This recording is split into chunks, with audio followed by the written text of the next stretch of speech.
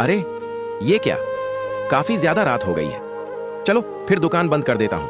तभी रोहित बोतल में गर्म पानी भर देता है। रोहित रूम में जाकर बिस्तर करता है और तकिए के नीचे गर्म पानी की बोतल रखकर सो जाता है। थोड़ी देर बाद दो लड़के दुकान के बाहर आकर दुकान में झांकने लगते हैं, लेकिन दोनों लड़कों को कुछ दिखाई नहीं देता। तभी दोनों लड़के खिड़की के पास जाकर रोहित को आवाज लगाने लगते हैं। रोहित आवाज सुनकर दुकान खोल देता है। उनमें से एक लड़का रोहित को 10 का नोट देता है और इंडियन कुरकुरे लेकर खाने लगता है। आप अपनी प्यारी माँ के लिए सब्सक्राइब जरूर करें।